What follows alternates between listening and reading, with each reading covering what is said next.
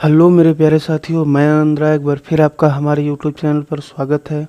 आज के सेशन में हम हिंदी के मॉक टेस्ट नंबर 15 को कवर करेंगे, जो कि आगामी लेखपाल, यूपीएसआई, यूपी ट्रिपल एससी के लिए काफ़ी हेल्पफुल होने वाला है। अभी तक हम लोग कुल 14 बेहतरीन मॉक टेस्ट कवर कर चुके हैं, जिसका लिंक आपको नीचे डिस्क्रिप्शन बॉक्स में दे दिया गया है। तो चलिए शुरू करते हैं। पहला क्वेश्चन है, भाषा की अभिव्यक्ति में कौन कौन से रूप हैं? तो इसका सही आंसर आपका सी होगा। भाषा की अभिव्यक्ति के लिए मौखिक और लिखित दो यहाँ पर इसके रूप हैं। मौखिक का मतलब होता है जो हम आपस में बातचीत करते हैं, बोलते हैं, और लिखित मतलब होता है जो लेटर और पत्र लिखते हैं। क्लियर है? बढ़ते हैं अगले क्वेश्चन पे।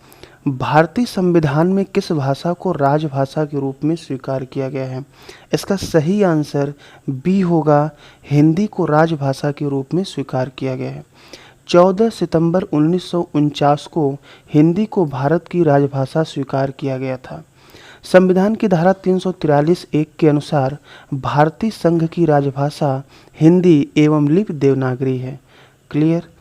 अगला क्वेश्चन है, पर्यावरण शब्द का संधि विच्छेद कौन सा है? सही आंसर यहाँ पर बी होगा, परि प्लस आवरण, पर्यावरण हो जाएगा। पर्यावरण में कौन सी संधि है? यड़ संधि है। क्लियर है? आगे बढ़ते हैं। अगला क्वेश्चन है, वह शब्दांश जो शब्द के पहले जुड़कर अर्थ में परिवर्तन ला देते हैं उन्हें क्या कहते हैं? सही आंसर यहाँ पर क्या होगा? सी, उपसर्ग। ठीक है, यह क्या करते हैं? शब्द के पहले जुड़कर उनके अर्थ में परिवर्तन ला देते हैं। निपात क्या होता है? किसी भी बात पर अतिरिक्त जोर देने के लिए जिन शब्दों का प्रयोग किया जाता है उसे निपात कहते हैं। जैसे भी, तो, तक, केवल, ही, मात्र इत्यादि, ये क्या है? निपात है। प्रत्यय क्या होता है? वह शब्दांश जो शब्द के अंत में जुड़कर अर्थ में परिवर्तन ला देते हैं उन्हें प्रत्यय कहते हैं। संधि किसे कहते हैं? दो वर्णों के मेल से जो विकार उत्पन्न होता है वह क्या कहलाता है? संधि कहलाता है। अगला क्वेश्चन है, कौन सा युग्म संगत है? तो यहाँ पर देखें, इसका सही आंसर आपका डी होगा, वैराग्य संदीपनी। वैराग्य संदीपनी जो है यह क्या है? तुलसीदास द्वारा रचित है। क्लियर है? ये सही है। बाकी जो पहला ऑप्शन दिया है, साहित्य लहरी सूरदास के द्वारा लिखित है, लोकायतन सुमित्रानंदन पंत के द्वारा लिखित है, और एक कंठ बिस्पाई दुष्यंत कुमार द्वारा लिखित है। अगला क्वेश्चन है, आजन्म शब्द का समास विग्रह हो? तो यहाँ पर सही आंसर इसका ए होगा, जीवन पर्यंत। आजन्म का समास विग्रह जो होता है क्या है? जीवन पर्यंत होता है। अगला क्वेश्चन दिया गया है, कथन और तर्क दिया गया है, नारी चेतना की प्रामाणिक अभिव्यक्ति स्त्री लेखिकाएं ही कर सकती हैं।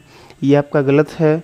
जो नारी चेतना की प्रामाणिक अभिव्यक्ति है उसको स्त्री और पुरुष दोनों कर सकते हैं। ठीक है, तो पहला यहाँ पर गलत होगा। तर्क में दिया गया है, स्त्री संबंधी सृजनात्मक लेखन और स्त्री विमर्श दोनों अलग हैं। तो ये क्या है आपका? बिल्कुल सही है। तो इसका सही आंसर आपका सी होगा, ए गलत और आर सही है। अगले क्वेश्चन पे बढ़ते हैं। निम्न में से एक तत्सम शब्द छांटकर बताइए। तो इसका सही आंसर क्या होगा? डी होगा। घोटक जो है ये तत्सम है, इसका तद्भव होगा घोड़ा। क्लियर? अनजान जो है आपका क्या है? तद्भव है, इसका तत्सम हो जाएगा अज्ञानी। सच आपका क्या है? तद्भव है, इसका तत्सम होगा सत्य। और पत्ता आपका तद्भव है जिसका तत्सम होगा पत्र।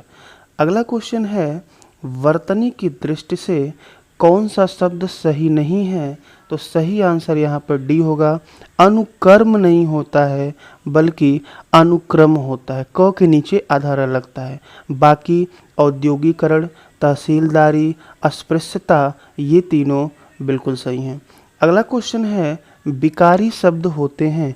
इसका सही आंसर ए होगा, संज्ञा, सर्वनाम, विशेषण और क्रिया, ये चारों क्या होते हैं? विकारी होते हैं। जबकि अविकारी में क्या आते हैं?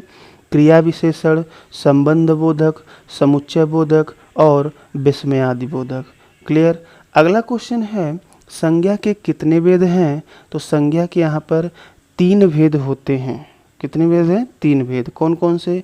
व्यक्तिवाचक, जातिवाचक और भाववाचक। जातिवाचक को दो भागों में बांटा गया है, द्रव्यवाचक और समूहवाचक। लेकिन यदि प्रश्न में ये पूछा जाए कि संज्ञा के कुल कितने भेद होते हैं तो आप 5 बताएंगे। क्लियर है। अगला क्वेश्चन है, निम्नलिखित में से कौन सा शब्द स्त्रीलिंग नहीं है? तो इसका सही आंसर आपका होगा डी, दर्द आपका पुल्लिंग होता है, बाकी दाल, मई, गर्दन ये क्या है?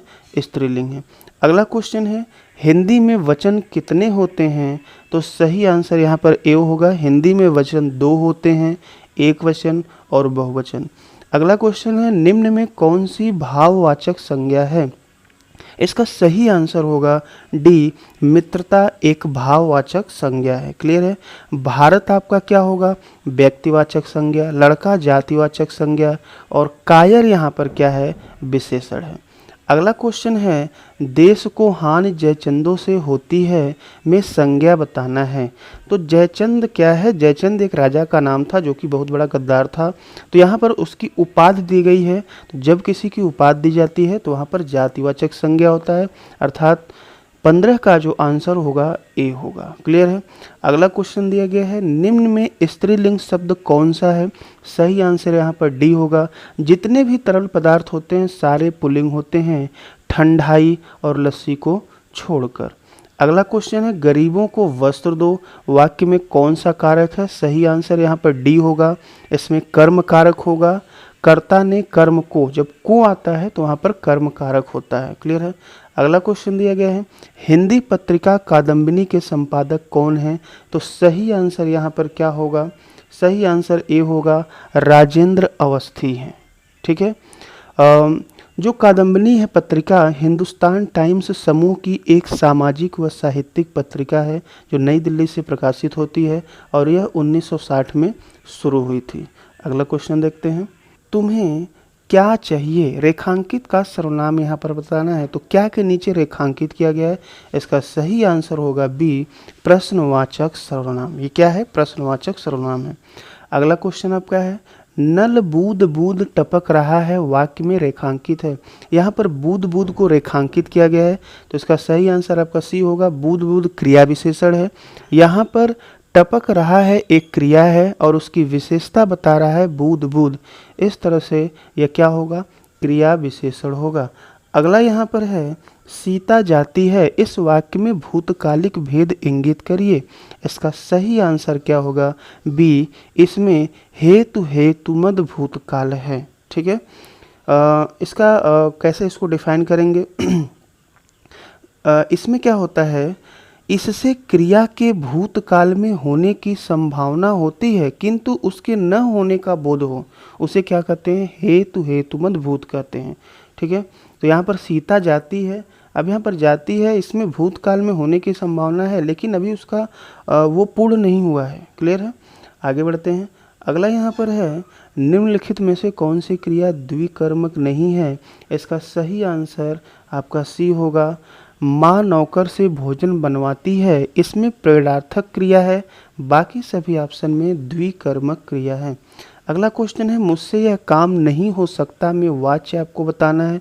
इसका सही आंसर बी होगा। इसमें भाववाच्य होगा। वाच्य के कुल 3 भेद होते हैं, कर्तृवाच्य, कर्मवाच्य और भाववाच्य। अगला क्वेश्चन है, निम्न में से कौन सा गलत है? आलोक का रात्रि, ये विलोम है, बिल्कुल सही है। अस्थावर का जंगम, अस्थावर का मीन्स होता है स्थिर और जंगम का मतलब होता है जो चल सके, तो ये भी बिल्कुल एक दूसरे का विलोम है, सही है। व्यस्त का अकर्मण्य, यही आपका क्या होगा? गलत होगा। व्यस्त का अव्यस्त होता है जबकि सकारात्मक का विलोम निराशात्मक होता है।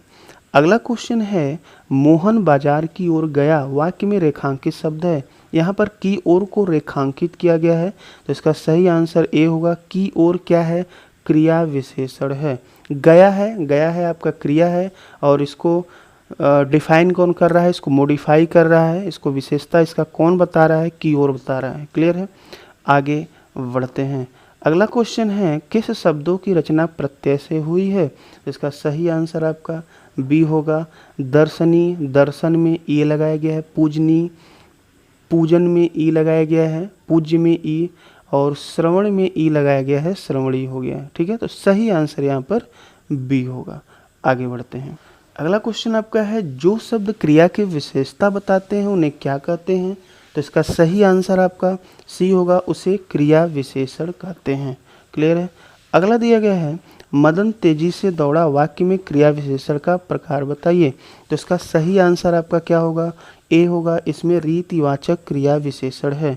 ठीक है, क्रिया विशेषण के कुल 4 भेद होते हैं और चारों भेद यहाँ पर ऑप्शन में दिया गया है। अगला क्वेश्चन है, निम्नलिखित में से कौन सा सही नहीं है? तो यहाँ पर अनेकार्थी शब्द दिया गया है, तो सही नहीं कौन सा है? सही आंसर यहाँ पर सी होगा। अपेक्षा का अनेकार्थी इच्छा भी होता है, आवश्यकता भी होता है, लेकिन उपेक्षा नहीं होता है। ठीक है, उपेक्षा मतलब किसी का अपमान या तिरस्कार करना। क्लियर है। अगला क्वेश्चन है, निम्न में से कौन सा विलोम युग्म ठीक है? तो इसका सही आंसर आपका ए होगा। अपव्यय का मितव्यय बिल्कुल सही है। आज्ञा का विलोम अवज्ञा होता है, उपकार का अपकार होता है और ईर्ष्या का विलोम प्रेम होता है। अगला क्वेश्चन है, निम्न वाक्य को उचित मुहावरा लगाकर पूरा कीजिए। परस्पर विरोधी दलों का सहारा लेना। ठीक है, अब विरोधी दलों का सहारा लेना, इसका सही आंसर बी होगा। अपने पाँव पर कुल्हाड़ी मारना है। ठीक है, तो सही आंसर यहाँ पर, अब अगर आप परस्पर विरोधी दलों का सहारा ले रहे हैं तो अर्थात अपने पाँव पे क्या कर रहे हैं? कुल्हाड़ी मार रहे हैं। अगला क्वेश्चन है, माथा ठनकना मुहावरे का अर्थ है। तो सही आंसर यहाँ पर क्या होगा? सी होगा, शक होना, या माथा ठनकना का मतलब होता है किसी अनिष्ट की आशंका होना। ठीक है। अगला क्वेश्चन है, कौन सा शब्द बादल का पर्यायवाची है? तो इसका सही आंसर आपका सी होगा। जलधर, नीरद और पयोद, ये क्या हैं? बादल के पर्यायवाची हैं। अगला क्वेश्चन है, निम्नलिखित में से कौन सा लोकोक्ति नहीं है?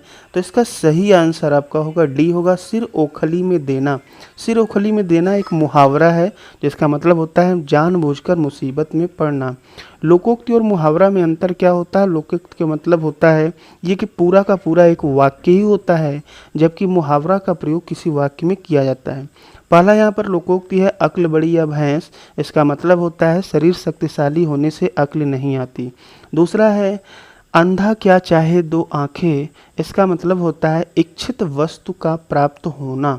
और अगला है, एक अनार 100 बीमार, अर्थात थोड़ी वस्तु के बहुत चाहने वाले। क्लियर है। अगला क्वेश्चन देखते हैं। अगला है, निम्नलिखित में से किसको हिंदी भाषा का साहित्य अकादमी पुरस्कार वर्ष 2014 के लिए प्रदान किया गया? सही आंसर यहाँ पर ये होगा, रमेश चंद्र शाह को। किसको दिया गया? रमेश चंद्र शाह को हिंदी भाषा का साहित्य अकादमी पुरस्कार 2014 में दिया गया था। और किस उपन्यास के लिए दिया गया था? तो वो उपन्यास था विनायक उपन्यास। क्लियर है। तो ये था मॉक टेस्ट नंबर 15। हम उम्मीद करते हैं कि आपको ये वीडियो पसंद आया होगा। इसका पीडीएफ हमारे टेलीग्राम चैनल युवान ज्योति कंपटीशन क्लासेस पर मिल जाएगा। अगर आप चाहते हैं कि इस मॉक टेस्ट को हम जारी रखें तो आप कमेंट करके अवश्य बताएं। अगर आपको ये वीडियो पसंद आया हो तो अपने दोस्तों के साथ इसे अधिक से अधिक शेयर अवश्य करें। पुनः मिलते हैं अगले वीडियो में, तब तक के लिए धन्यवाद। Thank you for watching this video.